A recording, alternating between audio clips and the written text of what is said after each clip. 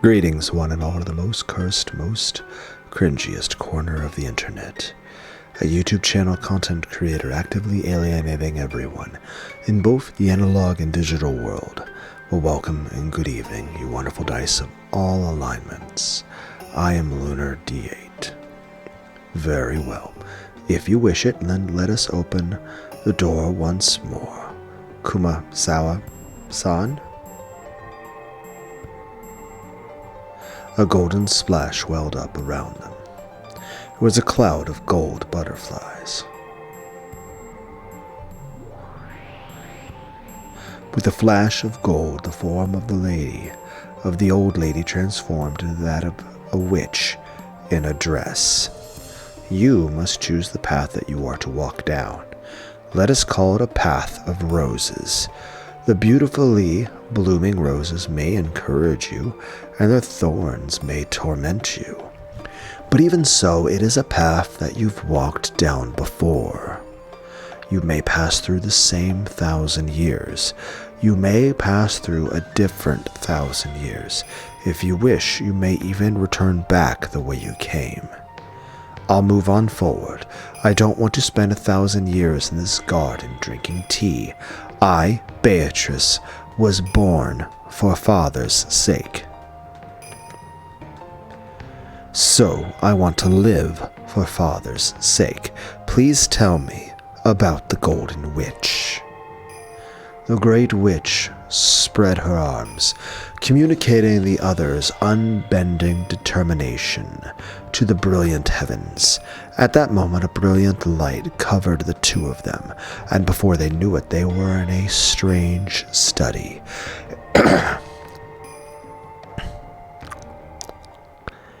Am I the only one who likes to just sit and casually read Warhammer books? Just me. Then again, I read like mangas and stuff. There sat the master of this library, the great old witch and her Miko. Virgilia gave a deep and elegant bow. It is the greatest of honors to be in your presence. So technically Beatrice initially came to being from the use of Lambda Delta. This time we're getting Featherine Augustus Aurora's blessing to the Ascension. Neat. It is the greatest of honors to be in your presence, Lady Featherine Augustus Aurora, the majestic witch of theater-going, drama, and spectating. Raise your head, child of man. I shall give that child the privilege of using my library however she likes for a time. Angie, my Miko, you will see to her needs. Sure, as you wish, my master. You know, you could just say, let me read your story. Miko, of the Witch of Theater-Going, I leave Beatrice in your care. Pleased to meet you. The Beatrice you're trying to become was suffering from something in her own way.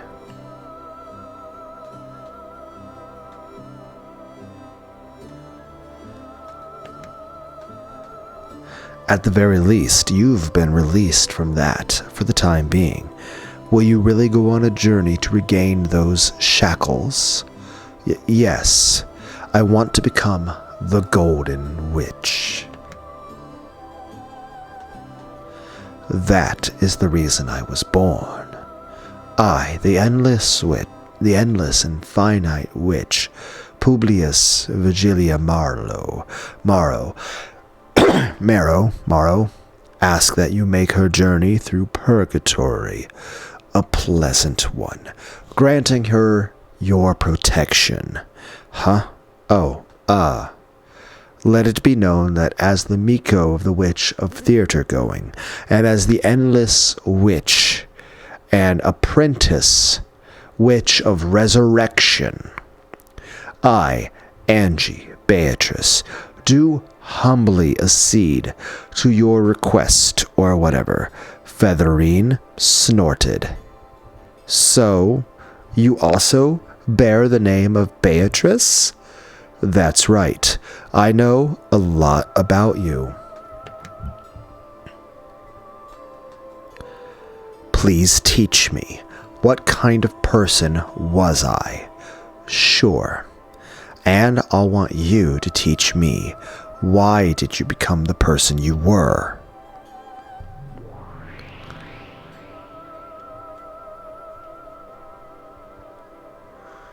In this library, the fragments showing the tales of all your games up until now are stored as books. By reading them, you should be able to learn everything that has happened before now. By reading them, can I become the Golden Witch? To become a Golden Witch, one must solve the epitaph of the gold. And this trial cannot be skipped, not even by Beatrice herself. I'll do my best, so please let me read the books in this library. As admirable as ever, why are you so set on ending up like that again? I do not know what I was like then. However, if that me can be of use to Father, I want to become it. Angie sighed resignedly. No words would stop this girl's feelings of respect.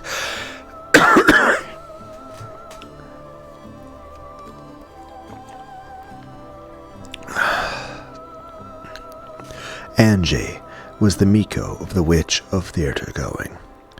And I guess Lunar D8 is the Miko of anybody watching this video. She could do nothing but watch over the stage.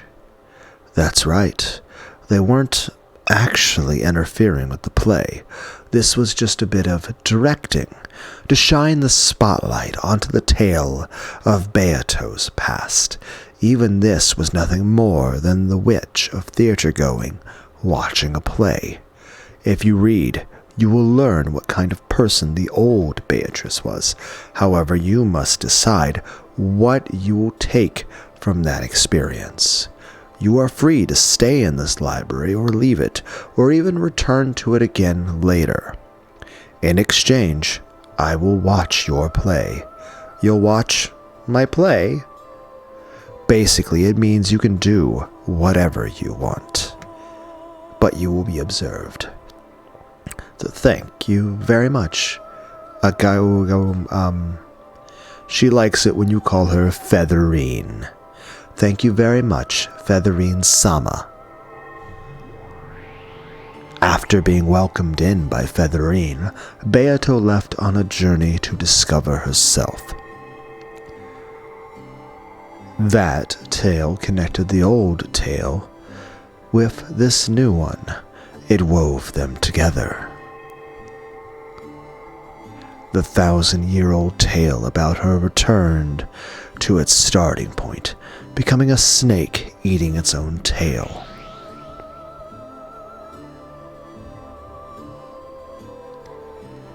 The ring of that snake began slowly, bit by bit, to turn into the shape of a small island floating on the sea. Like, what if you had accurate recordings of George Washington?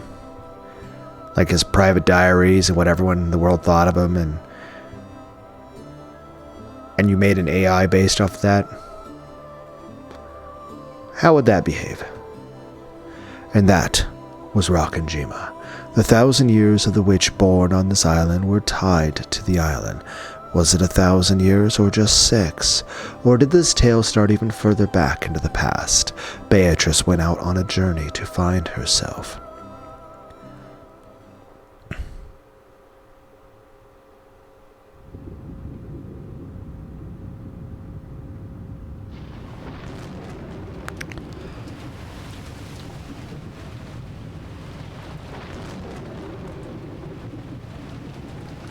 The wind had been strengthening since a while back. The breaking waves had grown fierce. The ferry boats probably wouldn't be coming for a while now. The crashing thunder told that the island had been sealed off from the outside world. A thick rain poured down, mocking the fools outdoors who had to rush pathetically to find shelter. No longer would anyone be able to leave this island, and no longer would anyone be able to reach this island. No one, unless blessed with a miracle. I would like to suggest the PS1 game Mega Man Legends, also Brave Fencer Musashi. There was another flash of lightning. The retinas of all who saw it were filled with white.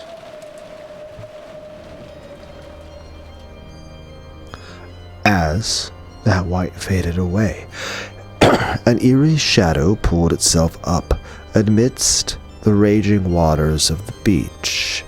As though suddenly remembering to do so, it coughed violently several times, filthily spitting out the seawater that had filled its stomach. She then tore apart the touch fastener of her life jacket and threw down the reason she had been able to float here without so much as a thank you. Laughter noises. Choking, coughing noises.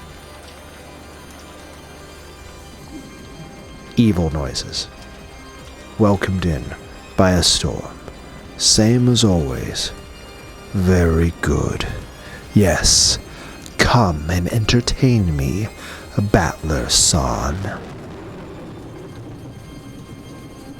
San.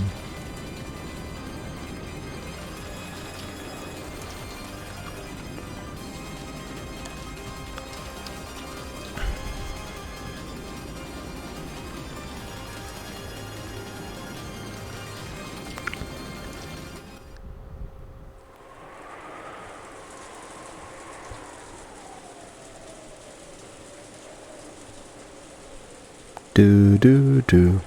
News of the drifter, Furudo Erika, quickly spread across Rokkanjima. Erika had been welcomed in politely, and it was decided that she would be treated as a guest until the typhoon passed. In the dining hall, Goda's wonderful dinner had ended, and everyone was relaxing and enjoying some after-dinner coffee and cheese. Apparently, Battler was a bit relieved that Erika had come and turned into a good scapegoat. It drove away some of the attention he had been getting piled on him for coming back after 6 years. In fact, she turned out to be very talkative.